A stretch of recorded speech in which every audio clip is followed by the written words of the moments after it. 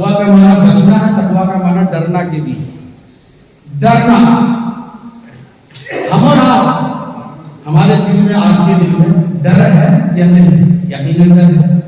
ہر انسان ڈرتا ہے. ایک انسان خدا سے ڈرتا ہے، پھر اس کے بعد اور آپ مخلوقات میں آ جائیے تو مخلوقات سے بھی انسان ڈرتا ہے. آپ کے سامنے اگر ایک شیر آ جائے تو کیا آپ وہیں پر کھڑے رہیں گے؟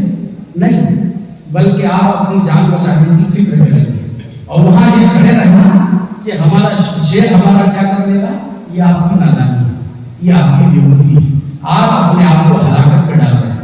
حکم آیا کہ جب آپ کے سامنے کوئی خطرناک چیز آ جائے تو آپ کو اس سے کیا کرنا، اپنے آپ کو بچانے کی فکر کرنی ہے. یہاں بھی ڈر ہے.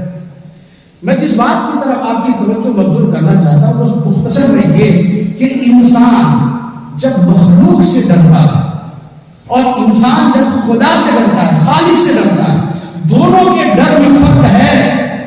جب انسان مخلوق سے ڈرتا ہے تو وہ اس سے بھاگتا ہے، اس کے قریب نہیں جاتا، اس سے دور ہٹتا ہے. ایک شیر آپ کے سامنے آ جائے تو آپ شیر کے قریب نہیں جائیں گے بلکہ شیر سے دور بھاگیں گے. ایک پاگل کتا اگر آپ کے سامنے آ جائے تو اس سے بھی آپ اپنے آپ کو بچانے کے لیے اس سے دور بھگائیں گے اپنے آپ کو. الغرض کے جو بھی چیز لے لیں، اگر آپ چاہیں تو انسان کو لے لیں. اگر آپ کو کسی انسان سے ڈر لگتا ہے تو آپ اس کے قریب نہیں جائیں گے. اگر وہ اس راستے سے آ رہا ہے تو آپ اپنا راستہ بدل کر دوسرا راستہ اختیار کریں گے.